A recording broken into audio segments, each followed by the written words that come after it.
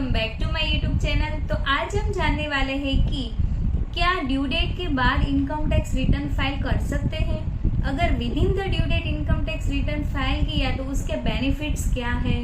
Due date के बाद अगर रिटर्न फाइल हो सकता है नहीं हो सकता, अगर हो सकता है तो कैसे करें, डिटेल में इस वीडियो में हम जानने वाले हैं। तो जुड़िए रहे एंड तक।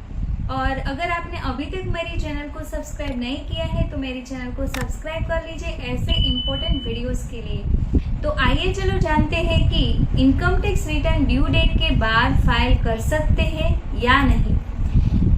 तो फर्स्ट ऑफ ऑल जान लेते हैं कि इनकम टैक्स रिटर्न की ड्यू डेट जो 31 जुलाई है for individual for non audit case.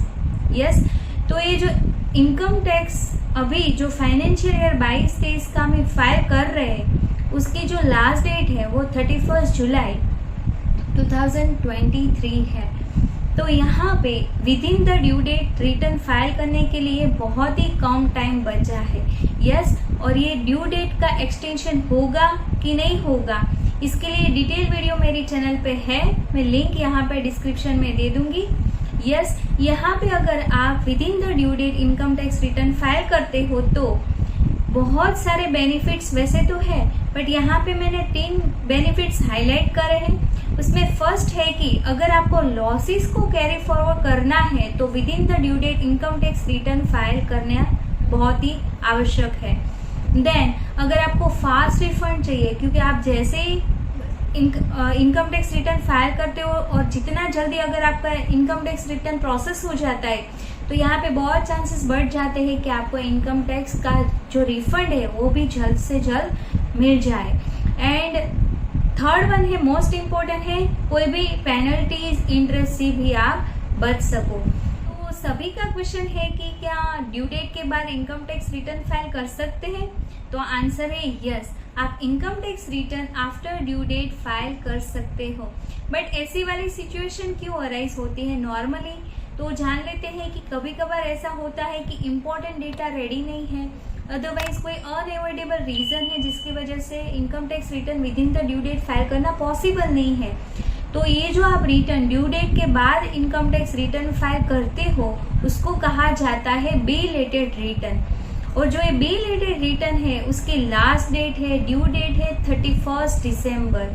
से फॉर एग्जाम्पल अभी जो हम 22-23 का रिटर्न फाइल कर रहे हैं उसकी बिलेटेड रिटर्न ड्यू डेट है 31 दिसंबर 2023।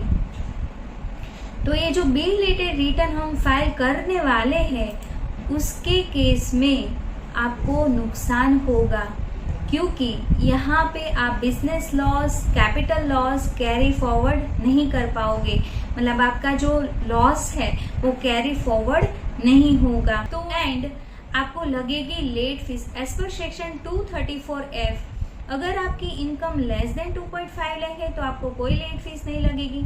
इनकम अप टू ₹5 लाख है तो 1000 की लेट फीस लगेगी। एंड अगर इनकम मोर देन ₹5 लाख है तो आपको 5000 की यहाँ पे लेट फीस लगेगी as per section 234F। And then अगर आपने इनकम टैक्स रिटर्न जो फाइल किया है उसमें अगर आपका रिफंड बन रहा है तो आपको रिफंड में भी डिले होगा, एंड जो भी डिले होगा उसका आपको इंटरेस्ट नहीं मिलेगा। तो ये है कॉन्सिक्वेंसेस कि अगर आप income tax return after due date file करोगे तो आपको ये नुकसान होगा।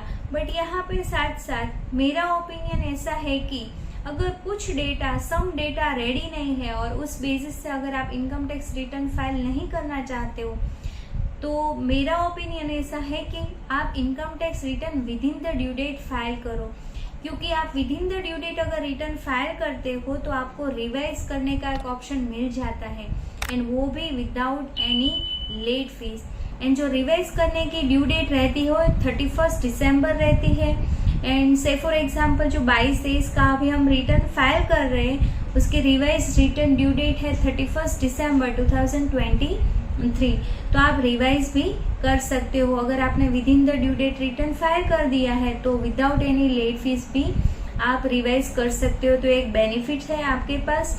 एंड फिर भी ऐसा है कि अगर आपके पास कोई वेरी इंपॉर्टेंट डेटा है जो रेडी नहीं है तो मैं यही कह सकती हूँ कि आपके ओपिनियन पे है कि फाइल करना मतलब कैसी वाली सिचुएशन है आपके पास, उससे बेसिस पे आपको डिसीजन लेना है।